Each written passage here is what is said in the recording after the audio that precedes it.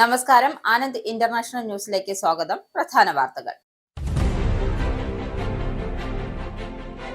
British സൈന്യം ആയുധ നിർമ്മാണത്തിൽ ചൈനീസ് 3D പ്രിന്റുകൾ ഉപയോഗിക്കുന്നുവെന്ന് ആരോപിച്ച് പ്രതിരോധ സെക്രട്ടറി അന്വേഷണത്തിന് ഉത്തരവിട്ടു. കെനിയയിൽ നടന്ന സൈനിക പ്രകടനത്തിനിടെ പോർട്ടബിൾ പ്രിന്റുകൾ ബ്രിട്ടീഷ് സായുധ സേന ഉപയോഗിച്ച സംഭവത്തിലാണ് അന്വേഷണം. സാങ്കേതിക വിദ്യ ഉപയോഗിച്ചത് ആക്രമണത്തിനായുള്ള ആത്മഹത്യാ ഡ്രോണുകൾ നിർമ്മിക്കുന്നതിനായിട്ട്. ആയുധ ലഭ്യതയ്ക്കായി സൈനികരെ 3D പ്രിന്റുകൾ കൈകാര്യം ചെയ്യുന്നതിനുള്ള പരിശീലനം സൈനികർക്ക് നൽകിയതായി റിപ്പോർട്ട്. ബ്രിട്ടീഷുകാരിൽ പകുതിയിലേറെ പേർ ആഗ്രഹിക്കുന്നത് യൂറോപ്യൻ യൂണിയനിലേക്ക് തിരിച്ചുപോകാൻ. യൂറോപ്യൻ യൂണിയനിലേക്ക് തിരിച്ചു പോകണമെന്ന് ആഗ്രഹിക്കുന്നത് ലിബറൽ ഡെമോക്രാറ്റിക് ഗ്രീൻ വോട്ടർമാരിൽ 80% പേർ.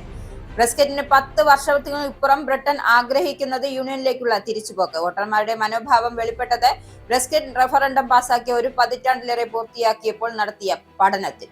മണ്ടേൽസൺ വിവാദത്തിൽ താനൊന്നും അറിഞ്ഞില്ലെന്ന് പ്രധാനമന്ത്രി കെയർ സ്റ്റാമർ. വിവാദത്തിൽ പഴി ഉദ്യോഗസ്ഥരുടെ മേൽ ചാരി രക്ഷപ്പെടാൻ പ്രധാനമന്ത്രിയുടെ ശ്രമം. മണ്ടേൽസനെ അംബാസഡറായി നിയോഗിക്കാൻ ഉദ്യോഗസ്ഥർ സ്വയം തീരുമാനം കൈക്കൊണ്ടുവെന്നും ഇതിന്റെ രേഖകൾ പുറത്തുവിട്ടുവെന്നും ഉദ്യോഗസ്ഥർ തന്നെ ഇരുട്ടിൽ നിർത്തിയത് പൊറുക്കാൻ കഴിയാത്ത തെറ്റാണെന്നും സ്റ്റാമർ. മണ്ടേൽസൺ വിവാദത്തിൽ സ്റ്റാമറുടെ അവകാശവാദങ്ങൾ കേവലം 16% പേർ മാത്രമാണ് വിശ്വസിക്കുന്നതെന്നും യുഗോവ് സർവേ. US-ഇറാൻ വെടിനിർത്തൽ കരാർ ബുധനാഴ്ച അവസാനിക്കാനിരിക്കെ സമാധാന ചർച്ചകൾ പുരോഗതിയുണ്ട് എങ്കിലും അന്തിമ കരാറിലേക്ക് ഇനിയും എത്താനായിട്ടില്ല എന്ന് ഇറാൻ പാർലമെന്റ് സ്പീക്കർ. ചർച്ചകളിൽ ചില അടിസ്ഥാനപരമായ കാര്യങ്ങൾ ഇനിയും ധാരണയാകാനുണ്ട് എന്നും മുഹമ്മദ് ബാഗർ ഗാലിഫ. തങ്ങളുടെ ലക്ഷ്യങ്ങൾ കൈവരിക്കുന്നതിൽ അമേരിക്ക പരാജയപ്പെട്ടുവെന്നും തന്ത്രപ്രധാനമായ ഹോർമുസ് കടലിടുക്കിന്റെ നിയന്ത്രണം ഇറാന്റെ കൈകളിലാണെന്നും ഗാലിബ. പാകിസ്ഥാൻ സൈനിക മേധാവി അസീം മുനീർ ട്രംപ് ഭരണകൂടത്തിന് ബാധ്യതയാകാനുള്ള സാധ്യതയുണ്ട് എന്ന മുന്നറിയിപ്പുമായി US ഇന്റലിജൻസ്. അമേരിക്ക-ഇറാൻ സമാധാന ചർച്ചകൾക്ക് പാകിസ്ഥാൻ മധ്യസ്ഥത വഹിക്കുന്നതിന്റെ പശ്ചാത്തലത്തിലാണ് ഇന്റലിജൻസിന്റെ മുന്നറിയിപ്പ്. US ഇന്റലിജൻസ് വിലയിരുത്തൽ ഇറാന്റെ സൈനിക ഉന്നതരുമായി അസീം മുനീറിന്റെ ദീർഘകാല ബന്ധം ചൂണ്ടിക്കാണിച്ച്.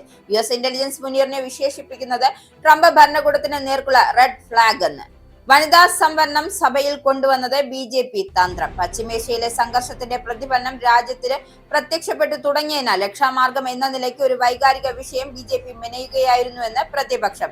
വനിതാ സംവരണം നടപ്പിലാക്കാനുള്ള ഭരണഘടനാ ഭേദഗതി ബിൽ ലോക്സഭയിൽ പരാജയപ്പെട്ടതോടെ ഭരണ പ്രതിപക്ഷ സഖ്യങ്ങൾ ഇതിനെ രാഷ്ട്രീയ ആയുധമാക്കും. ബംഗാളും തമിഴ്നാടും വോട്ടെടുപ്പിലേക്ക് പോകുന്ന സമയത്ത് ബിൽ പാസ്സാക്കാത്തത് BJPയുടെ കണക്കുകൂട്ടലുകൾ തെറ്റിക്കുന്നു. രാജ്യത്തെ അഭിസംബോധന ചെയ്ത പ്രധാനമന്ത്രി നടത്തിയ പ്രസംഗം കൃത്യമായ രാഷ്ട്രീയ ലക്ഷ്യത്തോടെ. ഭേദഗതി ബിൽ ലോക്സഭയിൽ അടിതെറ്റി വീണത് സംയുക്ത പ്രതിപക്ഷത്തിന്റെ ഐക്യത്തിൽ. വനിതാ സംവരണത്തിൽ മണ്ഡല പുനർനിർണയവുമായി കൂട്ടിക്കെട്ടാനുള്ള കേന്ദ്ര നീക്കത്തെ ചെറുക്കാൻ കോൺഗ്രസിന്റെ നേതൃത്വത്തിൽ പ്രതിപക്ഷം സ്വീകരിച്ചത് തന്ത്രപരമായ നീക്കം. ഇന്ദിരാഗാന്ധിയെയോ രാജീവ് ഗാന്ധിയോ അടക്കം അപമാനിച്ചാലും അതിൽ പ്രകോപിതരായി ഇറങ്ങിപ്പോകാതെ സഭയിൽ തുടരാൻ പ്രതിപക്ഷ MLA-മാർക്ക് കോൺഗ്രസ് അധ്യക്ഷൻ മല്ലികാർജുന ഖാർഗെയുടെ നിർദ്ദേശം.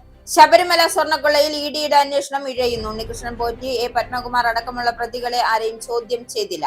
അന്വേഷണ ഉദ്യോഗസ്ഥന്റെ സ്ഥലം മാറ്റവും കേസിനെ ബാധിച്ചെന്ന് കണ്ടെത്തൽ. സ്വർണ്ണക്കൊള്ളയിൽ ED അന്വേഷണം ആരംഭിച്ചത് ജനുവരിയിൽ. പുതിയ അന്വേഷണ ഉദ്യോഗസ്ഥർ ശബരിമലയിൽ എത്തിയിട്ടുണ്ട് എന്ന് കേസ് ഫയൽ പഠിച്ചുകൊണ്ടിരിക്കുകയാണെന്നും വിശദീകരണം.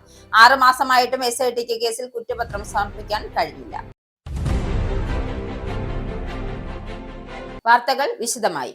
ആയുധ നിർമ്മാണത്തിൽ ബ്രിട്ടീഷ് സൈന്യം ചൈനീസ് 3D പ്രിന്റുകൾ ഉപയോഗിക്കുന്നതുമായി ബന്ധപ്പെട്ട് പ്രതിരോധ സെക്രട്ടറി അന്വേഷണത്തിന് ഉത്തരവിട്ടു. കെനിയയിൽ നടന്ന ഒരു സൈനിക പ്രകടനത്തിനിടെ ഷെൻഷൻ ആസ്ഥാനമായ ബാംബു ലാബ്സ് നിർമ്മിച്ച പോർട്ടബിൾ പ്രിന്റുകൾ ബ്രിട്ടീഷ് സായുധ സേന ഉപയോഗിച്ചു എന്ന വാർത്ത കഴിഞ്ഞ വർഷം പുറത്തു വന്നതിനെ തുടർന്നാണിത്.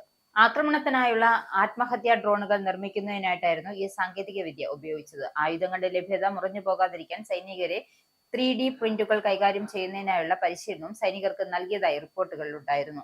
ഈ വാർത്ത പുറത്തുവന്ന ഉടൻ തന്നെ ചൈനീസ് നിർമ്മിത 3D പ്രിന്റുകൾ ഉപയോഗിക്കുന്നതിനെതിരെ മുന്നറിയിപ്പുമായി സുരക്ഷാ വിദഗ്ധർ രംഗത്തെത്തിയിരുന്നു. ചൈനീസിലെ ദേശീയ രഹസ്യ അന്വേഷണ നിയമം അനുസരിച്ച് ചൈന ആസ്ഥാനമായി പ്രവർത്തിക്കുന്ന ഏതൊരു കമ്പനിയും ഭരണകൂടം ആവശ്യപ്പെടുന്ന വിവരങ്ങൾ അവരുമായി പങ്കുവയ്ക്കാൻ ബാധ്യസ്ഥരാണ് എന്നതാണ് കാരണമായി അവർ ചൂണ്ടിക്കാട്ടിയത്. ഇപ്പോൾ ക്ലൗഡ് ബേസ്ഡ് 3D പ്രിന്റിംഗ് ഉപയോഗത്തെക്കുറിച്ച് പ്രതിരോധ മന്ത്രാലയം ഒരു ആഭ്യന്തര അന്വേഷണത്തിന് ഉത്തരവിട്ടിരിക്കുന്നു. ഇത്തരത്തിലുള്ള സാങ്കേതിക വിദ്യയുടെ ഉപയോഗം ഉയർത്തുന്ന വെല്ലുവിളികളെക്കുറിച്ച് ഒരു സൈബർ വിശകലനം നടത്തുമെന്നും കഴിഞ്ഞയാഴ്ച പ്രതിരോധ മന്ത്രി ല്യൂക് പൊഡാൽ സ്ഥിരീകരിക്കുന്നു. പ്രതിരോധ വിതരണ ശൃംഖലയ്ക്ക് 3D പ്രിന്റിംഗ് സാങ്കേതിക വിദ്യ അതിവേഗം ഉൾപ്പെടുത്താനുള്ള ശ്രമം ആരംഭിച്ചു എന്ന വാർത്ത പുറത്തു വന്നതിന് പിന്നാലെയായിരുന്നു ഈ സ്ഥിരീകരണം. എന്നാൽ ഇപ്പോൾ അന്വേഷണം നടക്കുന്നത് ഉപയോഗിച്ച സാങ്കേതിക വിദ്യ സുരക്ഷിതമാണോ എന്നറിയാനാണ്. ലേബർ സർക്കാർ മുന്നോട്ട് വയ്ക്കുന്ന ഏകീകൃത വിപണി എന്ന ആശയത്തെക്കാൾ ബ്രിട്ടീഷ് വോട്ടർമാർ പിന്തുണയ്ക്കുന്നത് ബ്രിട്ടൻ യൂറോപ്യൻ യൂണിയനിൽ നിന്നും വീണ്ടും ചേരുന്നതിനെ എന്ന് അഭിപ്രായ സർവേ ഫലം വെളിപ്പെടുത്തുന്നു. ലേബർ പാർട്ടിയും ലിബറൽ ഡെമോക്രാറ്റുകളുടെ ഗ്രീൻ പാർട്ടിയും വോട്ടർമാരിൽ 80% പേരും ആഗ്രഹിക്കുന്നത് അതാണ്. ബ്രെക്സിറ്റ് റഫറൻഡം പാസാക്കിയ ഒരു പതിറ്റാണ്ട് പൂർത്തിയാക്കിയപ്പോൾ നടത്തിയ വോട്ടർമാരുടെ മനോഭാവം അറിയുന്നതിനായി നടത്തിയ പഠനത്തിലാണ് ഇക്കാര്യം വെളിപ്പെട്ടത്. പല കാര്യങ്ങളിലും ലേബർ പാർട്ടിക്കുള്ള അർത്ഥമനസ്സോടെയുള്ള സമീപനം പുരോഗമന ചിന്താഗതിക്കാരുടെ വോട്ടുകൾക്കൊപ്പം ഉറച്ച കോട്ടയെന്ന് കരുതപ്പെടുന്ന മണ്ഡലങ്ങളുടെ വോട്ടുകളും നഷ്ടപ്പെടാൻ ഇടയാക്കിയേക്കുമെന്ന് തെരഞ്ഞെടുപ്പ് വിദഗ്ധർ ചൂണ്ടിക്കാട്ടുന്നു. ബ്രസ്റ്റ് ഓഫ് ബ്രിട്ടൻ നടത്തിയ അഭിപ്രായ സർവേയിലാണ് ഇവർ ഇക്കാര്യം തുറന്നു പറഞ്ഞത്. എല്ലാ വിഭാഗവും വോട്ടർമാരിൽ 61% നിലവിലെ ബ്രിട്ടീഷ് ഭരണകൂടത്തിന്റെ യൂറോപ്യൻ യൂണിയനോടുള്ള സമീപനത്തെ പിന്താങ്ങിയപ്പോൾ വെറും 19% പേർ മാത്രമാണ് അതിനെ ശക്തമായി എതിർത്തത്. അതേസമയം 53% പേരും പൂർണ്ണമായും യൂറോപ്യൻ യൂണിയനിലേക്ക് മടങ്ങണമെന്ന ആശയത്തെ പിന്തുണച്ചു. ലേബർ പാർട്ടിയുടെ വോട്ടർമാരിൽ 83%, ലിബറൽ ഡെമോക്രാറ്റിക് വോട്ടർമാരിൽ 84%, ഗ്രീൻസ് വോട്ടർമാരിൽ 84% ഈ ആശയത്തെ പിന്തുണയ്ക്കുന്നു എന്നാണ് സർവേ റിപ്പോർട്ടിൽ വ്യക്തമാകുന്നത്. അതേസമയം കൺസർവേറ്റീവ് പാർട്ടി വോട്ടർമാരിൽ 39%, റിഫോം UK വോട്ടർമാരിൽ 18% ഇതിനെ പിന്തുണയ്ക്കുന്നുണ്ട്. ബ്രെക്സിറ്റാനന്തര പ്രശ്നങ്ങളെ വേണ്ട വിധത്തിൽ പരിഹരിക്കപ്പെടാത്തതും ലേബർ പാർട്ടിയുടെയും അവിടെയും ഇവിടെയും തൊടാതെയുള്ള നയവുമാവും ജനങ്ങളെ പുനർവിചിന്തനത്തിന് പ്രേരിപ്പിക്കുന്നത് എന്ന് രാഷ്ട്രീയ നിരീക്ഷകർ വിലയിരുത്തുന്നു. അതേസമയം ഏകീകൃത പിന്തുണയുമായി സഹകരിച്ചു പോവുക എന്നതാണ് ലേബർ പാർട്ടിയുടെ നയം. യൂണിയനിലോ വിപണിയിലോ ചേരാൻ ഉദ്ദേശിക്കുന്നില്ല. അങ്ങനെ വന്നാൽ വിപണിയുടെ നിയമങ്ങളും മാർഗനിർദ്ദേശങ്ങളും രൂപീകരിക്കുന്നതിൽ ബ്രിട്ടന് പങ്കുണ്ടാവില്ല. കാർഷിക കയറ്റുമതി വർദ്ധിപ്പിക്കുന്നതിനുള്ള തടസ്സങ്ങൾ നീക്കം ചെയ്യുന്നതിനായി യൂറോപ്യൻ വിപണിയുടെ പല നിയമങ്ങളും ബ്രിട്ടന് പാലിക്കേണ്ടതായി വരും. ലേബർ പിയർ പീറ്റർ മണ്ടേൽസൺ സുരക്ഷാ വെറ്റിംഗിൽ പരാജയപ്പെട്ടിട്ടും US അംബാസഡർ ആക്കിയതിൽ തനിക്ക് വിവരം ലഭിച്ചില്ല എന്ന് പ്രധാനമന്ത്രി കെയർ സ്റ്റാമർ വാദിക്കുന്നു. ഉദ്യോഗസ്ഥരെ പഴിചാരി രക്ഷപ്പെടാനാണ് ഇതിലൂടെ സ്റ്റാമറുടെ ശ്രമം. മണ്ടേൽസൺ അംബാസഡറായി നിയോഗിക്കാൻ ഉദ്യോഗസ്ഥർ സ്വയം തീരുമാനം കൈക്കൊണ്ടു എന്നും ഇതിന്റെ രേഖകൾ എന്ന മട്ടിൽ വിവരങ്ങൾ പുറത്തുവിട്ടു. ഉദ്യോഗസ്ഥർ തന്നെ ഇരുട്ടിൽ നിർത്തിയത് പൊറുക്കാൻ കഴിയാത്ത കാര്യമാണെന്നും സ്റ്റാർമർ. വിഷയത്തിൽ പുറത്താക്കപ്പെട്ട ഫോറിൻ ഓഫീസ് മേധാവി ഓലി റോബിൻസനെ പിന്തുണയ്ക്കുന്നവർ ഇതിന് വിരുദ്ധമായി വിവരങ്ങളും പുറത്തുവിടുന്നുണ്ട്. മണ്ടേൽസൺ വിവാദത്തിൽ സ്റ്റാമറുടെ അവകാശവാദങ്ങൾ കേവലം 16% പേർ മാത്രമാണ് വിശ്വസിക്കുന്നതെന്ന് യുഗോവ് സർവേ വ്യക്തമാക്കി. ഏതെല്ലാം കഥകളാണ് പ്രധാനമന്ത്രി പറഞ്ഞതെന്ന് പ്രശ്നമല്ല, നുണകളാണ് പറഞ്ഞത്. ഇനി രാജിവെക്കാനുള്ള സമയമാണ്. ടോറി നേതാവ് കെമി ബാഡ്നോക്കാണ് ഇക്കാര്യം വ്യക്തമാക്കിയത്. ഒന്നും അറിഞ്ഞില്ലെന്നും ഇനിയും വാദിച്ചു പിടിച്ചു നിൽക്കാൻ കഴിയില്ലെന്നും അവർ കൂട്ടിച്ചേർത്തു. സുരക്ഷാ പരിശോധന പരാജയപ്പെട്ട ശേഷം മണ്ടേൽസനെ നിയോഗിച്ചതെന്ന് കഴിഞ്ഞ വർഷം മാധ്യമ റിപ്പോർട്ടുകൾ ഉണ്ടായിരുന്നു. ഇതിന് നമ്പർ 10 നടപടി സ്വീകരിക്കാത്തതിന് എന്തുകൊണ്ട് എന്ന ചോദ്യവും ഉയരുന്നു. പ്രധാനമന്ത്രിയെ രക്ഷിക്കാനായി ഫോറിൻ ഓഫീസ് മേധാവിയെ ബലികേടാക്കിയതിൽ ഉദ്യോഗസ്ഥർക്കിടയിൽ അമർഷം പുകയുന്നുണ്ട്. ഇറാൻ യുദ്ധത്തിന്റെ പശ്ചാത്തലത്തിൽ ഊർജ്ജ മേഖലയിലെ വിലക്കയറ്റം തീപിടിച്ചു നിൽക്കുന്ന ഘട്ടത്തിൽ ഫ്യുവൽ ഡ്യൂട്ടി വർധനവുമായി മുന്നോട്ട് പോകുമെന്നാണ് ഇതുവരെ ചാൻസലർ റേച്ചൽ റീവ്സ് ആവർത്തിച്ചിരുന്നത്. എന്നാൽ ഈ ഡ്യൂട്ടി വർധനവ് ജനങ്ങൾക്ക് താങ്ങാൻ കഴിയില്ലെന്നും ബിസിനസ്സുകൾ കെട്ടിപ്പൂട്ടേണ്ടി വരുമെന്നും വിവിധ ഭാഗത്തു നിന്നും മുന്നറിയിപ്പുകൾ നൽകുകയും ചെയ്തു. ഇതിന്റെ പശ്ചാത്തലത്തിൽ ബുദ്ധിമുട്ട് അനുഭവിക്കുന്ന കുടുംബങ്ങൾക്ക് ചെലവ് കുറച്ച് നൽകുകയാണ് തന്റെ ഉദ്ദേശമെന്ന് ചാൻസലർ വെളിപ്പെടുത്തിയിരിക്കുകയാണ്. ഇത് ഈ വർഷത്തെ ഫ്യുവൽ ഡ്യൂട്ടി വർധനവ് ഉപേക്ഷിക്കുമെന്നതിന്റെ ശക്തമായ സൂചനയാണ് വിലയിരുത്തുന്നത്. എനർജി വില ഷോക്കടിപ്പിക്കുന്ന സാഹചര്യത്തിൽ പമ്പുകളിലെ വില വർദ്ധിക്കുന്നത് ഒഴിവാക്കി കുടുംബങ്ങളെയും ബിസിനസ്സുകളെയും സംരക്ഷിക്കാൻ തന്നാൽ കഴിയുന്നതെല്ലാം ചെയ്യുമെന്നും ചാൻസലർ അവകാശപ്പെടുന്നു. ഇറാൻ ഹോർമോസ് കടലിടുക്ക് തുറന്നതായി പ്രഖ്യാപിച്ച സാഹചര്യം കൂടി ഇപ്പോഴുണ്ട്. US ഇസ്രയേൽ ആക്രമണത്തെ തുടർന്നാൽ കടലിടുക്ക് അടച്ച് ഇറാൻ പകരം വീട്ടിയത്. ഇത് ആഗോള എണ്ണ ഗ്യാസ് വിപണിയെ ആശങ്കയുടെ കയങ്ങളിലേക്ക് അയച്ചിരുന്നു. വെടിനിർത്തൽ നിലനിൽക്കുന്ന സാഹചര്യത്തിൽ ചരക്കു നീക്കത്തിന് തടസ്സമില്ല എന്നും ഇറാൻ വ്യക്തമാക്കിയിട്ടുണ്ട്. എന്നാൽ ബ്രിട്ടനിലെ എണ്ണ ഗ്യാസ് വിപണിയെ റെക്കോർഡ് വില കുതിപ്പിലേക്ക് എത്തിച്ചതിന്റെ പ്രത്യാഘാതം ബില്ലുകളിൽ പ്രതിഫലിക്കാൻ ഇരിക്കവെയാണ് ചാൻസലറുടെ ഇടപെടൽ. ജനങ്ങളിൽ നിന്നും നികുതി പിരിച്ചെടുത്ത് പരമാവധി ബുദ്ധിമുട്ടിച്ച ചാൻസലർ എന്ന പേരുദോഷമുള്ള റീവ്സിന് പുതിയ തീരുമാനം വന്നാൽ അതൊരു അനുകൂല ഘടകമാകും. ഇറാൻ US സംഘർഷത്തെ തുടർന്ന് ഉയർന്ന ഭവന വായ്പ പലിശ നിരക്ക് കുറയ്ക്കുന്നതായി റിപ്പോർട്ട്. പ്രധാന മോർഗേജ് ലെൻഡർമാർ പുതിയ ഡീലുകൾ ഗണ്യമായ നിരക്കിളവ് പ്രഖ്യാപിച്ചതോടെ ആദ്യമായി വീട് സ്വന്തമാക്കാൻ ശ്രമിക്കുന്നവർക്ക് ആശ്വാസമായി. യുദ്ധത്തിൽ ദീർഘകാല സമാധാന സാധ്യത ഉയർന്നതോടെ വിപണിയിലും പ്രതിഫലനമുണ്ട്. എന്നാൽ സ്ഥിതി അനിശ്ചിതത്വത്തിലായതിനാൽ പ്രവണതയും പെട്ടെന്ന് മാറാം. പലിശ കഴിഞ്ഞ ആറാഴ്ച ഉയർന്നത് വായ്പ തേടുന്നവർക്കും ആദ്യ വീട് വാങ്ങുന്നവർക്കും സമ്മർദ്ദമുണ്ടാക്കിയിരുന്നു. യുദ്ധം അവസാനിക്കാത്തതിനാൽ സ്ഥിരതയില്ലാത്ത നിരക്കാണ് വരുന്നത്. ഹാലിഫാക്സ്, HSBC, സ്റ്റാൻഡേർഡ് തുടങ്ങിയ ബാങ്കുകൾ സ്ഥിര നിക്ഷേപ പലിശ നിരക്ക് കുറച്ചിട്ടുണ്ട്. 2 വർഷത്തെ ഫിക്സഡ് മോർഗേജ് നിരക്ക് 5.90% നിന്നും 5.87% കുറഞ്ഞതും കൂടുതൽ ഇടിവ് സാധ്യതയുണ്ട് എന്ന് വിലയിരുത്തുന്നു. യുദ്ധ സാഹചര്യത്തിൽ അയവ് വരികയും വെടിനിർത്തൽ പ്രഖ്യാപിക്കുകയും ചെയ്തിട്ടുണ്ട്. ഒപ്പം ലോകത്തിലെ എണ്ണ വിതരണത്തിലെ സുപ്രധാനമായ ഹോർമോസ് കടലിടുക്ക് തുറന്നിടുകയും ചെയ്തിരുന്നു. ഇന്ധന വിപണിയിലെ ആഘാതം കുറയ്ക്കുന്ന നടപടികളുടെ പ്രതിഫലനം ബ്രിട്ടനിലെ മോർഗേജ് വിപണിയിൽ എത്തുന്നു എന്നത് സമാശ്വാസമാണ്. വീട് സ്വന്തമാക്കാനുള്ള ചെലവ് ഇപ്പോഴും ഉയർന്നതിനാൽ സാധാരണക്കാർക്ക് പ്രതിസന്ധി തുടരുകയാണ്. ഇന്ധന പ്രതിസന്ധിയിലും ഉയർന്ന ജീവിത ചെലവും ജനജീവിതത്തെ സാരമായി ബാധിച്ചു കഴിഞ്ഞു. വായ്പയെടുക്കാൻ ജനം ഭയപ്പെടുന്ന അവസ്ഥയാണ്. US-ഇറാൻ വെടിനിർത്തൽ കരാർ ബുധനാഴ്ച അവസാനിക്കും. സമാധാന ചർച്ചകളിൽ പുരോഗതിയുണ്ട് എങ്കിലും അന്തിമ കരാറിലേക്ക് ഇനിയും എത്താനായിട്ടില്ല എന്ന് Iran parliament speaker Mohammad Bagher Ghalibaf ചർച്ചകളിൽ ചില അടിസ്ഥാനപരമായ കാര്യങ്ങളിൽ ഇനിയും ധാരണയുണ്ടാകാനുണ്ട് എന്നും ഗാലിബാഫ് ടെലിവിഷനിലൂടെ നടത്തിയ പ്രസംഗത്തിൽ വ്യക്തമാക്കി. കഴിഞ്ഞ ശനിയാഴ്ച പാകിസ്ഥാനിൽ നടന്ന ആദ്യഘട്ട ചർച്ചകളിൽ ഇറാൻ പ്രതിനിധി സംഘത്തെ നയിച്ചത് ഇദ്ദേഹമായിരുന്നു. തങ്ങളുടെ ലക്ഷ്യങ്ങൾ കൈവരിക്കുന്നതിൽ അമേരിക്ക പരാജയപ്പെട്ടു എന്നും തന്ത്രപ്രധാനമായ ഹോർമോസ് കടലിടുക്കിന്റെ നിയന്ത്രണം ഇറാന്റെ കൈകളിലാണ് എന്നും ഗാലിബാഫ് വ്യക്തമാക്കി. തങ്ങൾ ഉയർത്തിയ ആവശ്യങ്ങൾ US അംഗീകരിച്ചതിനാലാണ് വെടിനിർത്തലിന് തയ്യാറായതെന്നും അദ്ദേഹം പറഞ്ഞു. US വൈസ് പ്രസിഡന്റ് JD വാൻസുമായി ഏപ്രിൽ 11-ന് ഇസ്ലാമാബാദിൽ ഗാലിബാഫ് അടക്കമുള്ള പ്രതിനിധി സംഘം ചർച്ച നടത്തിയിരുന്നു. 1979-ലെ ഇസ്ലാമിക വിപ്ലവത്തിനു ശേഷം ഇരു രാജ്യങ്ങളും തമ്മിൽ നടക്കുന്ന ഏറ്റവും ഉയർന്ന തലത്തിലുള്ള കൂടിക്കാഴ്ചയായിരുന്നു ഇത്. എന്നാൽ അടുത്ത ഘട്ട ചർച്ചകൾക്കായി ഇതുവരെ തീയതി നിശ്ചയിച്ചിട്ടില്ല എന്നും ഇറാൻ വിദേശകാര്യ സഹമന്ത്രി വ്യക്തമാക്കി. അതേസമയം ഇറാനുമായി മികച്ച രീതിയിലുള്ള ആശയവിനിമയം നടക്കുന്നുണ്ട് എന്നാണ് US പ്രസിഡന്റ് ഡൊണാൾഡ് ട്രംപ് വ്യക്തമാക്കിയിരിക്കുന്നത്. US-നെ ഭീഷണിപ്പെടുത്താൻ ഇറാൻ ശ്രമിക്കരുതെന്നും അദ്ദേഹം മുന്നറിയിപ്പ് നൽകി. ലോകത്തെ എണ്ണക്കടത്തിന്റെ 1/5 നടക്കുന്ന ഹോർമോസ് കടലിടുക്കിൽ ഇറാൻ വീണ്ടും നിയന്ത്രണങ്ങൾ ഏർപ്പെടുത്തുന്നതിനെ ട്രംപ് വിമർശിച്ചു. ഇറാന്റെ തുറമുഖങ്ങൾ ഏർപ്പെടുത്തിയ നാവിക ഉപരോധം യുദ്ധം അവസാനിക്കുന്നത് വരെ തുടരുമെന്നും അദ്ദേഹം കൂട്ടിച്ചേർത്തു. ശനിയാഴ്ച ഹോർമോസ് കടലിടുക്കിലൂടെ സഞ്ചരിക്കുന്ന 2 ഇന്ത്യൻ കപ്പലുകൾക്ക് നേരെ ഇറാൻ ഗൺബോട്ടുകൾ വെടിയുതിർത്തിരുന്നു. ആർക്കും പരിക്കേൽക്കുകയോ കപ്പലുകൾക്ക് നാശനഷ്ടങ്ങൾ സംഭവിക്കുകയോ ചെയ്തിട്ടില്ലെങ്കിലും കപ്പലുകൾക്ക് യാത്ര പാതി വഴിയിൽ ഉപേക്ഷിക്കേണ്ടി വന്നു. ഇതേ തുടർന്ന് ഇന്ത്യയിലെ ഇറാൻ അംബാസഡറെ വിദേശകാര്യ മന്ത്രാലയം വിളിച്ചു വരുത്തി രാജ്യത്തിന്റെ ആശങ്ക അറിയിച്ചിരുന്നു. പാകിസ്ഥാൻ സൈനിക മേധാവി അസീം മുനീർ ട്രംപ് ഭരണകൂടത്തിന് ബാധ്യതയാകാനുള്ള സാധ്യതയുണ്ട് എന്ന മുന്നറിയിപ്പുമായി US ഇന്റലിജൻസ്. അമേരിക്ക ഇറാൻ സമാധാന ചർച്ചകൾക്ക് പാകിസ്ഥാനാണ് മധ്യസ്ഥത വഹിക്കുന്നത്. ഇതിന്റെ പശ്ചാത്തലത്തിലാണ് ഇന്റലിജൻസ് മുന്നറിയിപ്പ്. ഇറാന്റെ സൈനിക ഉന്നതരുമായുള്ള അസീം മുനീറിന്റെ ദീർഘകാല ബന്ധം ചൂണ്ടിക്കാണിച്ചാണ് അദ്ദേഹം ട്രംപ് ഭരണകൂടത്തിന് തലവേദനയാകാനുള്ള സാധ്യതയുണ്ട് എന്ന് US ഇന്റലിജൻസ് വിലയിരുത്തുന്നത്. മുനീറിനെ ട്രംപ് ഭരണകൂടത്തിനുള്ള നേർക്കുള്ള റെഡ് ഫ്ലാഗ് എന്നാണ് US ഇന്റലിജൻസ് വിശേഷിപ്പിക്കുന്നതെന്നും ഫോക്സ് ന്യൂസ് റിപ്പോർട്ട് ചെയ്തു. വധിക്കപ്പെട്ട Quds force commander Hasim Soleimani, IRGC commander Hossein Salami തുടങ്ങിയ നിരവധി ഇറാനിയൻ ഉന്നതരുമായി അസീം മുനീറിന് വ്യക്തിബന്ധമുണ്ടായിരുന്നു എന്നും വിരമിച്ച പാകിസ്ഥാൻ ജനറൽ അഹമ്മദ് സൈദിനെ ഉദ്ധരിച്ച് ഫോക്സ് ന്യൂസ് ഡിജിറ്റൽ റിപ്പോർട്ട് ചെയ്യുന്നു.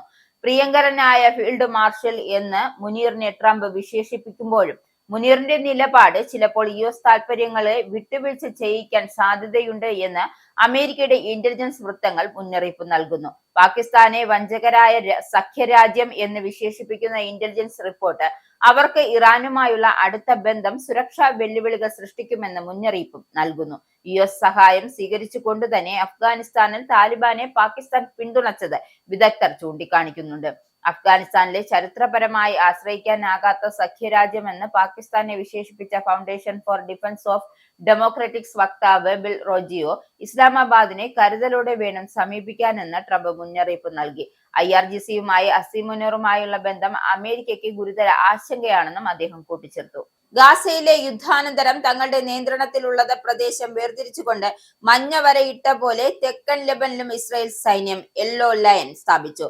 വെടിനിർത്തൽ ധാരണ ലംഘിച്ച് വടക്കുനിന്ന് ഈ രേഖ ലക്ഷ്യമിട്ടെത്തിയത് ഭീകരരെ ആക്രമിച്ചതായും സൈന്യം അറിയിച്ചു.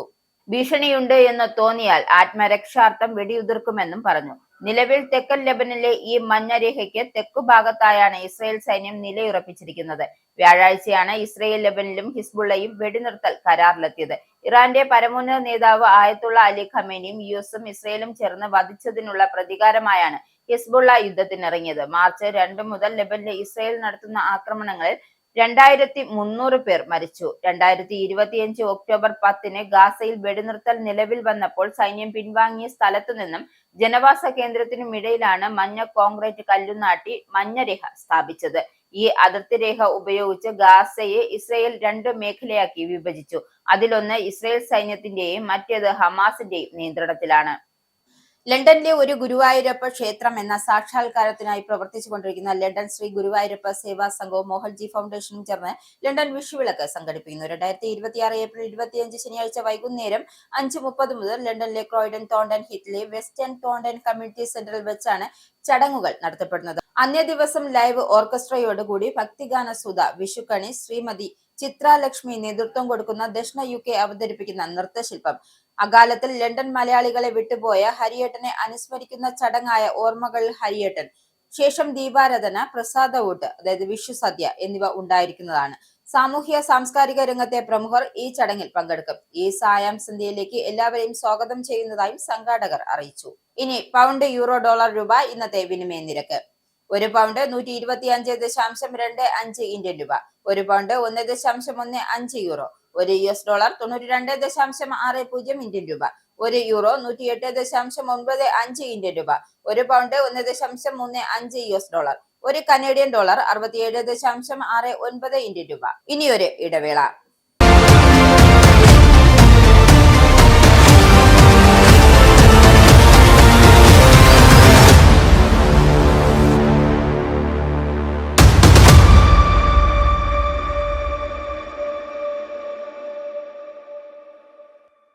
വീണ്ടും വാർത്തകളിലേക്ക്. വനിതാ സംവരണം നടപ്പാക്കാനുള്ള ഭരണഘടനാ ഭേദഗതി ബിൽ ലോക്സഭയിൽ പരാജയപ്പെട്ടതോടെ പൊടുന്നനെ മറ്റൊരു നീക്കത്തിനുള്ള രാഷ്ട്രീയാരോഗ്യം NDAക്കില്ല. മെയ് 4-ന് 5 സംസ്ഥാനങ്ങളിലെ തിരഞ്ഞെടുപ്പ് ഫലം വരും. രാഷ്ട്രീയ കാറ്റ് വീശുന്നത് എങ്ങോട്ടെന്ന് അറിഞ്ഞ ശേഷമാകും മോദി അമിത്ഷാ ദ്വയങ്ങളുടെ അടുത്ത നീക്കം. സഭയിൽ ബില്ല് പരാജയപ്പെട്ടുവെങ്കിലും ഭരണ പ്രതിപക്ഷ സഖ്യങ്ങൾക്ക് ഇത് രാഷ്ട്രീയ ആയുധമായിരിക്കും.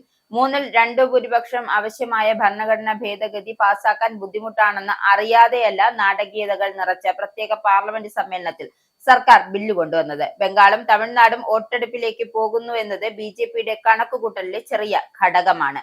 പശ്ചിമേഷ്യയിലെ സംഘർഷത്തിന്റെ പ്രതിഫലനം രാജ്യത്ത് പ്രത്യക്ഷപ്പെട്ടു തുടങ്ങിയതിനാൽ രക്ഷാമാർഗം എന്ന നിലയിൽ ഒരു വൈകാരിക വിഷയം BJPക്ക് അത്യാവശ്യമായിരുന്നു. US ഇറാൻ സംഘർഷത്തിൽ ഇന്ത്യക്ക് കാഴ്ചക്കാരുടെ റോളിനപ്പുറം പോകാനായിട്ടില്ല.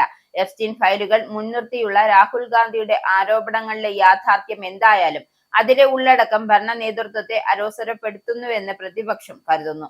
ഈ സാഹചര്യത്തിൽ ഒരു വൈകാരിക വിഷയം BJP ഒരുക്കിയെടുത്തു എന്ന് വേണം കരുതാൻ.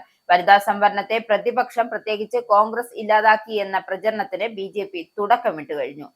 രാജ്യത്തെ അഭിസംബോധന ചെയ്ത് പ്രധാനമന്ത്രി നടത്തിയ പ്രസംഗം കൃത്യമായ രാഷ്ട്രീയ ലക്ഷ്യത്തോടെയായിരുന്നു. വനിതാ സംവരണ നിയമ ഭേദഗതി ബില്ലുകൾ പരാജയപ്പെട്ടതിൽ ചില പ്രതിപക്ഷ പാർട്ടികൾ പ്രത്യേകിച്ച് കോൺഗ്രസിനെ ഒറ്റതിരിഞ്ഞ് ആക്രമിക്കുകയായിരുന്നു. സംയുക്ത പ്രതിപക്ഷത്തിന്റെ ഐക്യനിരയിൽ തട്ടിയാണ് ഭേദഗതി ബിൽ ലോക്സഭയിൽ അടിതെറ്റി വീണത്. പ്രതിപക്ഷ ഐക്യത്തിന് മുൻകൈയെടുത്ത കോൺഗ്രസിനെയാണ് കൂടുതൽ കടന്നാക്രമിച്ചത്. DMKയെയും തൃണമൂലിനെയും സമാജ്വാദി പാർട്ടിയെയും വിമർശിച്ചു. ഇവർ കുടുംബവാഴ്ചയിൽ വിശ്വസിക്കുന്ന പാർട്ടികളാണെന്നും ആരോപിച്ചു. വനിതാ സംവരണത്തിലെ വില്ലന്മാരായ ഈ പാർട്ടികളെ ചിത്രീകരിക്കുന്നതിലൂടെ തമിഴ്നാട്ടിലും ബംഗാളിലും തിരഞ്ഞെടുപ്പ് നേട്ടമുണ്ടാക്കാനുള്ള അവസാനവട്ട ശ്രമമായാണ് ഇതിനെ വിലയിരുത്താം. അടുത്ത വർഷം നിയമസഭാ തെരഞ്ഞെടുപ്പ് നടക്കുന്ന ഉത്തർപ്രദേശിൽ ലക്ഷ്യം വെക്കുന്നത് സമാജ്വാദി പാർട്ടിയാണ്. സമാജ്വാദി പാർട്ടിയെ സ്ത്രീ സംവരണ വിരോധികളായി ചിത്രീകരിക്കുന്ന പ്രചാരണമായിരിക്കും അവിടെ BJP നടത്താൻ പോകുന്നത്. ഭേദഗതി ബില്ലിനെതിരെ നിലപാടെടുത്ത പ്രതിപക്ഷ നിരയിലെ മറ്റ് പ്രാദേശിക പാർട്ടികളെയോ ഇടതുപക്ഷത്തെയോ മോദി പ്രസംഗത്തിൽ പരാമർശിച്ചിട്ടില്ല. പ്രതിപക്ഷ നിരയിൽ വിള്ളൽ വീഴ്ത്തുക എന്ന BJP തന്ത്രമാണ് ഇത്. വനിതാ സംവരണത്തിലെ മണ്ഡല പുനഃക്രമീകരണവുമായി ബന്ധിപ്പിക്കുന്ന ഭേദഗതി ബില്ലുമായി ഭാവിയിൽ മുന്നോട്ടു പോകുമെന്ന് സൂചിപ്പിക്കുന്നതാണ് മോദിയുടെ വാക്കുകൾ. മണ്ഡല പുനഃക്രമീകരണത്തെക്കുറിച്ച് പ്രതിപക്ഷം അവാസ്തവമായ കാര്യങ്ങൾ പ്രചരിപ്പിക്കുന്നുവെന്ന് പറഞ്ഞ മോദി മണ്ഡല പുനർനിർണയം വിഷയമല്ലാത്ത 2023-ലെ നിയമത്തെക്കുറിച്ച് മൗനം പാലിച്ചു. വനിതാ സംവരണത്തിന് കോൺഗ്രസ് ഉൾപ്പെടെയുള്ള പാർട്ടികൾ തത്വത്തിൽ എതിരാണെന്ന് സ്ഥാപിക്കാനാണ് മോദി പ്രസംഗത്തിലുടനീളം ശ്രമിച്ചത്. എന്നാൽ BJP ഭരിക്കുന്ന സംസ്ഥാനങ്ങളും കേന്ദ്രഭരണ പ്രദേശങ്ങളും ഉൾപ്പെടെ 21 നിയമസഭകൾ സ്ത്രീ പ്രാതിനിധ്യം കുറവാണ് എന്ന യാഥാർത്ഥ്യം നിലനിൽക്കുന്നു. നിലവിൽ ഡൽഹിയിൽ മാത്രമാണ് BJPക്ക് വനിതാ മുഖ്യമന്ത്രിയുള്ളത്. ഇക്കാര്യത്തിൽ തൃണമൂൽ കോൺഗ്രസ് ആണ് മുന്നിൽ നിൽക്കുന്നത്. വനിതാ സംവരണത്തിന്റെ പേരിൽ വൈകാരിക പ്രചരണങ്ങളിലേക്ക് നീങ്ങാനുള്ള ബിജെപിയുടെ ശ്രമമായാണ് പ്രധാനമന്ത്രിയുടെ വാക്കുകളിൽ പ്രതിഫലിക്കുന്നത്. വനിതാ സംവരണത്തെ മണ്ഡല പുനർനിർണയവുമായി കൂട്ടിക്കെട്ടാനുള്ള കേന്ദ്ര നീക്കത്തെ ചെറുക്കാൻ കോൺഗ്രസിന്റെ നേതൃത്വത്തിൽ പ്രതിപക്ഷം സ്വീകരിച്ചത് തന്ത്രപരമായ നീക്കം. ഇന്ദിരാഗാന്ധിയോ രാജീവ് ഗാന്ധിയോ അടക്കം അപമാനിച്ചാലും അതിൽ പ്രകോപിതരായി ഇറങ്ങിപ്പോകാതെ സഭയിൽ തുടരാൻ പ്രതിപക്ഷ എംപിമാർക്ക് കോൺഗ്രസ് അധ്യക്ഷൻ മല്ലികാർജുൻ ഖാർഗെയുടെ നിർദ്ദേശമുണ്ടായിരുന്നുവെന്ന് വിവരം. ഭരണപക്ഷ എംപിമാരിൽ നിന്നുള്ള അധിക്ഷേപ പരാമർശങ്ങൾ അവഗണിച്ച് വോട്ടെടുപ്പ് വരെ സഭയിൽ തുടരാനായിരുന്നു ഖാർഗെ പ്രതിപക്ഷ പാർട്ടികളോട് അഭ്യർത്ഥിച്ചത്. ഈ ജാഗ്രതയുടെ കൂടി ഫലമാണ് സർക്കാരിന്റെ പരാജയം. ഇതിന്റെ തുടർച്ചയായ പോരാട്ടം സഭയ്ക്ക് പുറത്തും തുടരാനാണ് ഇന്നലെ രാവിലെ ചേർന്ന പ്രതിപക്ഷ പാർട്ടി നേതാക്കളുടെ യോഗത്തിലെ ധാരണ. സംസ്ഥാന നിയമസഭാ തെരഞ്ഞെടുപ്പുകൾ ചേരിതിരിഞ്ഞ് മത്സരിക്കുമ്പോഴും ദേശീയ തലത്തിൽ ബിജെപിക്കെതിരെ കൂടുതൽ ശക്തമായ പ്രതിപക്ഷ ബദൽ രൂപപ്പെടുത്താൻ കഴിഞ്ഞ ദിവസം ലോക്സഭയിൽ നടത്തിയ നീക്കം സഹായിക്കുമെന്ന പ്രതീക്ഷയിലാണ് കോൺഗ്രസ്. തിരഞ്ഞെടുപ്പ് ഘട്ടമായതിനാൽ തൽക്കാലം ഒന്നിച്ചുള്ള പരിപാടികൾ ഉണ്ടാകില്ല. ഇതിനോട് തൃണമൂൽ കോൺഗ്രസ് വിയോജിച്ചു. പ്രതിപക്ഷം സർക്കാരിന് സംയുക്തമായി കത്ത് നൽകും. സാമൂഹ്യ നീതി അടക്കം നിലപാടുകളും കത്തിന്റെ ഭാഗമാകുമെന്നും പ്രിയങ്ക ഗാന്ധി പറഞ്ഞു. മണ്ഡല പുനർനിർണയ നീക്കത്തിൽ അപകടം പൊതുജനത്തെ ബോധ്യപ്പെടുത്താനുള്ള തുടർ നടപടികൾ പ്രതിപക്ഷ പാർട്ടികളുമായി ആലോചിച്ച് തയ്യാറാക്കാനാണ് കോൺഗ്രസ് തീരുമാനം. തുടർ നീക്കങ്ങളുടെ ഭാഗമായാണ് കോൺഗ്രസിന്റെ പ്രധാന വനിതാ മുഖമായ പ്രിയങ്ക ഗാന്ധിയെ തന്നെ രംഗത്തിറക്കിയതെന്നും പ്രതിപക്ഷ വിജയത്തെക്കുറിച്ച് സംസാരിച്ചതും. ശബരിമല സ്വർണ്ണക്കൊള്ളയിൽ ഇഡിയുടെ അന്വേഷണം ഇഴയുന്നു. ഉണ്ണികൃഷ്ണൻ പോറ്റി, എ പത്മകുമാർ അടക്കമുള്ള പ്രധാന പ്രതികളെ ആരെയും ചോദ്യം ചെയ്തില്ല. അന്വേഷണ ഉദ്യോഗസ്ഥന്റെ സ്ഥലം മാറ്റവും കേസിനെ ബാധിച്ചെന്ന് കണ്ടെത്തൽ. അഡീഷണൽ ഡയറക്ടർ അശു ഗോയൽ അലഹബാദിലേക്ക് മാറിയിരുന്നു. ജനുവരിയിലാണ് ശബരിമല സ്വർണ്ണക്കൊള്ളയിൽ ഇഡി അന്വേഷണം ആരംഭിച്ചത്. പുതിയ ഉദ്യോഗസ്ഥർ എത്തിയിട്ടുണ്ട് എന്നും കേസ് ഫയൽ പഠിച്ചുകൊണ്ടിരിക്കുന്നുവെന്നാണ് ഉദ്യോഗസ്ഥർ നൽകുന്ന വിശദീകരണം. ഇതിനുശേഷം വിശദമായ അന്വേഷണത്തിലേക്ക് കടക്കുമെന്നാണ് ലഭ്യമാകുന്ന വിവരം. നേരത്തെ SITയുടെ അന്വേഷണം നിലച്ചതായി വാർത്തകൾ എത്തിയിരുന്നു. SIT ഇതുവരെ കേസിൽ കുറ്റപത്രം സമർപ്പിക്കാൻ കഴിഞ്ഞിട്ടില്ല. 6 മാസമായിട്ടും കുറ്റപത്രം നൽകിയില്ല. 5 പേരുടെ കൂടി അറസ്റ്റ് ഉണ്ടാകുമെന്ന് ഹൈക്കോടതിയെ SIT അറിയിച്ചു എങ്കിലും നടപടി ഉണ്ടായിരുന്നില്ല. ജംഷഡ്പൂരിൽ നിന്നുമുള്ള ശാസ്ത്രീയ പരിശോധനാ ഫലം ലഭിച്ച ശേഷം തുടർ നടപടി എന്നാണ് SITയുടെ വിശദീകരണം. SIT കുറ്റപത്രം സമർപ്പിച്ചാലുടൻ അത് വാങ്ങി പരിശോധിച്ച് അന്വേഷണം വേഗത്തിലാക്കാനാണ് ED ശ്രമിക്കുന്നത്. കുറ്റപത്രം നൽകണമെങ്കിൽ പ്രതികൾക്കെതിരായ പ്രോസിക്യൂഷൻ അനുമതി വാങ്ങണം. അതിനുള്ള അപേക്ഷ പോലും തയ്യാറാക്കിയിട്ടില്ല. അപേക്ഷ നൽകിയാൽ പുതിയ സർക്കാർ വരാതെ ഇനി പ്രോസിക്യൂഷൻ അനുമതി നൽകാനാവില്ല. വയനാട് ടൗൺഷിപ്പിലെ വീട്ടിൽ വിള്ളലുണ്ടായി എന്ന ആക്ഷേപം പരിശോധിക്കാൻ റവന്യൂ മന്ത്രി K രാജൻ പോയതിൽ പരിഹാസവുമായി പ്രതിപക്ഷ നേതാവ് VD സതീശൻ രംഗത്ത്. മന്ത്രി രാജന്റെ പരിശോധന നാടകമായിരുന്നു. ചോർച്ച പരിശോധിക്കേണ്ടത് എഞ്ചിനീയർമാരാണ്, മന്ത്രിയല്ല എന്ന് VD സതീശൻ. രാഹുൽ ഗാന്ധി കല്ലിട്ടതിന് ശേഷം അടുത്ത ദിവസം വീട് വെച്ചില്ലെന്നായിരുന്നു ആക്ഷേപം. സർക്കാർ നിർമ്മിച്ച വീടുകളുടെ അവസ്ഥ കണ്ടല്ലോ. ഗുരുതര ക്രമക്കേടാണ് നടന്നത്. തെരഞ്ഞെടുപ്പിന് മുൻപ് നടത്തിയത് ഉദ്ഘാടന നാടകം മാത്രമായിരുന്നുവെന്നും അദ്ദേഹം പറഞ്ഞു. ജനങ്ങളെ സർക്കാർ കബളിപ്പിച്ചു. തെരഞ്ഞെടുപ്പ് പ്രചരണമായിരുന്നു ലക്ഷ്യം വെച്ചതെന്നും വയനാട് പുനരധിവാസത്തിൽ സർക്കാർ നടത്തിയത് കാപട്യമാണെന്നും സതീശൻ ആരോപിച്ചു. വയനാട് ടൗൺഷിപ്പ് വീടുകളിൽ വിള്ളൽ കണ്ടെത്തിയ സംഭവത്തിൽ വിവാദം തുടരുന്നു. റവന്യൂ മന്ത്രി രാജൻ വീടുകൾ പരിശോധിച്ചതും മറ്റും നാടകീയമായ സംഭവങ്ങളും വിഷയം കൂടുതൽ ചർച്ചയാക്കിയിട്ടുണ്ട്. അതേസമയം ചോർച്ച കണ്ടെത്തിയ സ്ഥലങ്ങളിൽ കൂടുതൽ നടപടികൾ സ്വീകരിക്കുകയാണെന്നും ഊരാളുങ്കൽ അറിയിച്ചു. ടൗൺഷിപ്പിലെ വിള്ളൽ വീണ വീടുകളിൽ നടത്തിയ പരിശോധനയിൽ വെള്ളം കിനിഞ്ഞിട്ടുണ്ട് എന്നും എന്നാൽ വിള്ളൽ ഇല്ലെന്നും മന്ത്രി ന്യായീകരിച്ചു. അതേസമയം മന്ത്രി ചോർച്ച മറച്ചുവെക്കാൻ ശ്രമിച്ചുവെന്നും വീടിന്റെ ഉടമസ്ഥൻ നൌഫൽ കുറ്റപ്പെടുത്തി. സന്ദർശന വിവാദത്തിന് പിന്നാലെയാണ് ഒരു വീട്ടിൽ കൂടി ചോർച്ച കണ്ടെത്തിയത്. കോൺഗ്രസിലെ മുഖ്യമന്ത്രി പോരിൽ പ്രതികരിച്ച് K മുരളീധരൻ. ടേം വ്യവസ്ഥയൊന്നും ഇല്ലെന്നും തെരഞ്ഞെടുക്കുന്നയാൾ 5 വർഷം മുഖ്യമന്ത്രിയാകുമെന്നും K മുരളീധരൻ. സുധാകരന്റെ പരസ്യ പ്രതികരണം മുരളീധരൻ തള്ളുകയും ചെയ്തു.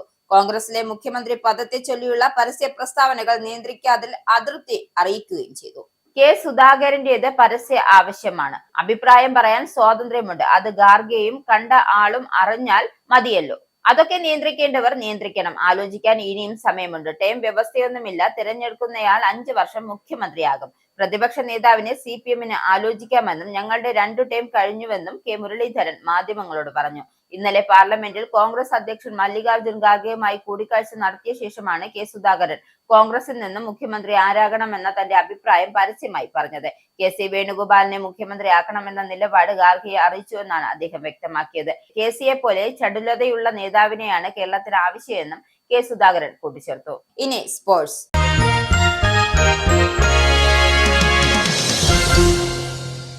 മേജർ ലീഗ് സോക്കറിൽ ഇന്റർ മയാമിക്ക് വിജയം. കൊളറാഡോ റാപ്പിഡ്സിനെതിരായ മത്സരത്തിൽ 2-നെതിരെ 3 ഗോളുകളുടെ വിജയമാണ് മയാമി സ്വന്തമാക്കിയത്. മത്സരത്തിൽ സൂപ്പർ താരം ലയണൽ മെസ്സി ഇരട്ട ഗോൾ നേടിത്തിളങ്ങി. മത്സരത്തിന്റെ 18-ാം മിനിറ്റിൽ പെനാൽറ്റി ലക്ഷ്യത്തിലെത്തിച്ച മെസ്സിയാണ് മയാമിക്ക് ലീഡ് സമ്മാനിച്ചത്. ആദ്യ പകുതിയുടെ ഇഞ്ചുറി ടൈമിൽ ജർമ്മൻ വെർഡറിലെ മയാമി ലീഡ് ഇരട്ടിയാക്കി. രണ്ടാം പകുതിയിൽ 58-62 മിനിറ്റുകൾ ഗോളുകൾ നേടി കൊളറാഡോ ഒപ്പമെത്തി. എന്നാൽ 79-ാം മിനിറ്റിൽ മെസ്സി മയാമിയുടെ വിജയ ഗോൾ കണ്ടെത്തി. 87-ാം മിനിറ്റിൽ റെഡ് കാർഡ് കണ്ട് യാനിക് ബ്രൈറ്റ് പുറത്തായതോടെ മയാമി 10 പേരായി ചുരുങ്ങി. എങ്കിലും മെസ്സിയുടെ ഗോളെത്തിയോടെ മയാമി വിജയമുറപ്പിച്ചു. ഇതോടെ ലീഗിൽ 2-ാം സ്ഥാനത്തേക്ക് ഉയരാനും മെസ്സി പടയ്ക്ക് സാധിച്ചു. പ്രധാന വാർത്തകൾ ഒരിക്കൽ കൂടി. ബ്രിട്ടീഷ് സൈന്യം ആയുധ നിർമ്മാണത്തിൽ ചൈനീസ് 3D പ്രിന്റുകൾ ഉപയോഗിക്കുന്നുവെന്ന് ആരോപിച്ച് പ്രതിരോധ സെക്രട്ടറി അന്വേഷണത്തിന് ഉത്തരവിട്ടു. കെനിയയിൽ നടന്ന സൈനിക പ്രകടനത്തിനിടെ പോർട്ടബിൾ പ്രിന്റുകൾ ബ്രിട്ടീഷ് സായുധ സേന ഉപയോഗിച്ച സംഭവത്തിലാണ് അന്വേഷണം. സാങ്കേതിക വിദ്യ ഉപയോഗിച്ചത് ആക്രമണത്തിനായുള്ള ആത്മഹത്യാ ഡ്രോണുകൾ നിർമ്മിക്കുന്നതിനായിട്ട്. ആയുധ ലഭ്യതയ്ക്കായി സൈനികരെ 3D പ്രിന്റുകൾ കൈകാര്യം ചെയ്യുന്നതിനുള്ള പരിശീലനം സൈനികർക്ക് നൽകിയതായി റിപ്പോർട്ട്. ബ്രിട്ടീഷുകാരിൽ പകുതിയിലേറെ പേർ ആഗ്രഹിക്കുന്നത് യൂറോപ്യൻ യൂണിയനിലേക്ക് തിരിച്ചുപോകാൻ. യൂറോപ്യൻ യൂണിയനിലേക്ക് തിരിച്ചു പോകണമെന്ന് ആഗ്രഹിക്കുന്നത് ലിബറൽ ഡെമോക്രാറ്റിക് ഗ്രീൻ വോട്ടർമാരിൽ 80%-ത്തിലേറെ പേർ. ബ്രെക്സിറ്റിന് 10 വർഷത്തിനിപ്പുറം ബ്രിട്ടൻ ആഗ്രഹിക്കുന്നത് യൂണിയനിലേക്കുള്ള തിരിച്ചുപോക്ക്. വോട്ടർമാരുടെ മനോഭാവം വെളിപ്പെട്ടത് ബ്രെക്സിറ്റ് റഫറൻഡം പാസാക്കിയ ഒരു പതിറ്റാണ്ടിലേറെ പൂർത്തിയാക്കിയപ്പോൾ നടത്തിയ പഠനത്തിൽ. മണ്ടേൽസൺ വിവാദത്തിൽ താനൊന്നും അറിഞ്ഞില്ലെന്ന് പ്രധാനമന്ത്രി കെയർ സ്റ്റാമർ. വിവാദത്തിൽ പഴി ഉദ്യോഗസ്ഥരുടെ മേൽ ചാരി രക്ഷപ്പെടാൻ പ്രധാനമന്ത്രിയുടെ ശ്രമം. മണ്ടേൽസനെ അംബാസഡറായി നിയോഗിക്കാൻ ഉദ്യോഗസ്ഥർ സ്വയം തീരുമാനം കൈക്കൊണ്ടുവെന്നും ഇതിന്റെ രേഖകൾ പുറത്തുവിട്ടുവെന്നും ഉദ്യോഗസ്ഥർ തന്നെ ഇരുട്ടിൽ നിർത്തിയത് പൊറുക്കാൻ കഴിയാത്ത തെറ്റാണെന്നും സ്റ്റാമർ. മണ്ടേൽസൺ വിവാദത്തിൽ സ്റ്റാമറുടെ അവകാശവാദങ്ങൾ കേവലം 16% പേർ മാത്രമാണ് വിശ്വസിക്കുന്നതെന്നും യുഗോവ് സർവേ. US-ഇറാൻ വെടിനിർത്തൽ കരാർ ബുധനാഴ്ച അവസാനിക്കാനിരിക്കെ സമാധാന ചർച്ചകൾ പുരോഗതിയുണ്ട് എങ്കിലും അന്തിമ കരാറിലേക്ക് ഇനിയും എത്താനായിട്ടില്ല എന്ന് ഇറാൻ പാർലമെന്റ് സ്പീക്കർ. ചർച്ചകളിൽ ചില അടിസ്ഥാനപരമായ കാര്യങ്ങൾ ഇനിയും ധാരണയാകാനുണ്ട് എന്നും മുഹമ്മദ് ബാഗർ ഗാലിഫ. തങ്ങളുടെ ലക്ഷ്യങ്ങൾ കൈവരിക്കുന്നതിൽ അമേരിക്ക പരാജയപ്പെട്ടുവെന്നും തന്ത്രപ്രധാനമായ ഹോർമുസ് കടലിടുക്കിന്റെ നിയന്ത്രണം ഇറാന്റെ കൈകളിലാണെന്നും ഗാലിബ. പാകിസ്ഥാൻ സൈനിക മേധാവി അസീം മുനീർ ട്രംപ് ഭരണകൂടത്തിന് ബാധ്യതയാകാനുള്ള സാധ്യതയുണ്ട് എന്ന മുന്നറിയിപ്പുമായി US ഇന്റലിജൻസ്. അമേരിക്ക ഇറാൻ സമാധാന ചർച്ചകൾക്ക് പാകിസ്ഥാൻ മധ്യസ്ഥത വഹിക്കുന്നതിന്റെ പശ്ചാത്തലത്തിലാണ് ഇന്റലിജൻസിന്റെ മുന്നറിയിപ്പ്. US ഇന്റലിജൻസ് വിലയിരുത്തൽ ഇറാന്റെ സൈനിക ഉന്നതരുമായി അസീം മുനീറിന്റെ ദീർഘകാല ബന്ധം ചൂണ്ടിക്കാണിച്ച്. US ഇന്റലിജൻസ് മുനീറിനെ വിശേഷിപ്പിക്കുന്നത് ട്രംപ് ഭരണകൂടത്തിന് നേർക്കുള്ള റെഡ് ഫ്ലാഗ് എന്ന്. വനിതാ സംവരണം സഭയിൽ കൊണ്ടുവന്നത് BJP തന്ത്രം. പശ്ചിമേഷ്യയിലെ സംഘർഷത്തിന്റെ പ്രതിഫലനം രാജ്യത്തിന് പ്രത്യക്ഷപ്പെട്ടു തുടങ്ങിയതിനാൽ രക്ഷാമാർഗം എന്ന നിലയ്ക്ക് ഒരു വൈകാരിക വിഷയം BJP മെനയുകയായിരുന്നുവെന്ന് പ്രതിപക്ഷം. വനിതാ സംവരണം നടപ്പിലാക്കാനുള്ള ഭരണഘടനാ ഭേദഗതി ബിൽ ലോക്സഭയിൽ പരാജയപ്പെട്ടതോടെ ഭരണ പ്രതിപക്ഷ സഖ്യങ്ങൾ ഇതിനെ രാഷ്ട്രീയ ആയുധമാക്കും. ബംഗാളും തമിഴ്നാടും വോട്ടെടുപ്പിലേക്ക് പോകുന്ന സമയത്ത് ബിൽ പാസ്സാക്കാത്തത് BJPയുടെ കണക്കുകൂട്ടലുകൾ തെറ്റിക്കുന്നു. രാജ്യത്തെ അഭിസംബോധന ചെയ്ത പ്രധാനമന്ത്രി നടത്തിയ പ്രസംഗം കൃത്യമായ രാഷ്ട്രീയ ലക്ഷ്യത്തോടെ. ഭേദഗതി ബിൽ ലോക്സഭയിൽ അടിതെറ്റി വീണത് സംയുക്ത പ്രതിപക്ഷത്തിന്റെ ഐക്യത്തിൽ. വനിതാ സംവരണത്തിൽ മണ്ഡല പുനർനിർണയവുമായി കൂട്ടിക്കെട്ടാനുള്ള കേന്ദ്ര നീക്കത്തെ ചെറുക്കാൻ കോൺഗ്രസിന്റെ നേതൃത്വത്തിൽ പ്രതിപക്ഷം സ്വീകരിച്ചത് തന്ത്രപരമായ നീക്കം. ഇന്ദിരാഗാന്ധിയെയോ രാജീവ് ഗാന്ധിയെയോ അടക്കം അപമാനിച്ചാലും അതിൽ പ്രകോപിതരായി ഇറങ്ങിപ്പോകാതെ സഭയിൽ തുടരാൻ പ്രതിപക്ഷ MLA-മാർക്ക് കോൺഗ്രസ് അധ്യക്ഷൻ മല്ലികാർജുന ഖാർഗെയുടെ നിർദ്ദേശം. ശബരിമല സ്വർണ്ണക്കൊള്ളയിൽ EDയുടെ അന്വേഷണം ഇഴയുന്നു. ഉണ്ണികൃഷ്ണൻ പോറ്റി, A പത്മകുമാർ അടക്കമുള്ള പ്രതികളെ ആരെയും ചോദ്യം ചെയ്തില്ല. അന്വേഷണ ഉദ്യോഗസ്ഥന്റെ സ്ഥലം മാറ്റവും കേസിനെ ബാധിച്ചെന്ന് കണ്ടെത്തൽ. സ്വർണ്ണക്കൊള്ളയിൽ ED അന്വേഷണം ആരംഭിച്ചത് ജനുവരിയിൽ. പുതിയ അന്വേഷണ ഉദ്യോഗസ്ഥർ ശബരിമലയിൽ എത്തിയിട്ടുണ്ട് എന്ന് കേസ് ഫയൽ പഠിച്ചുകൊണ്ടിരിക്കുകയാണെന്നും വിശദീകരണം. 6 മാസമായിട്ടും SITക്ക് കേസിൽ കുറ്റപത്രം സമർപ്പിക്കാൻ കഴിഞ്ഞില്ല. ഈ ബുള്ളറ്റിൻ കൂടെ സമാപിക്കുന്നു. നന്ദി, നമസ്കാരം.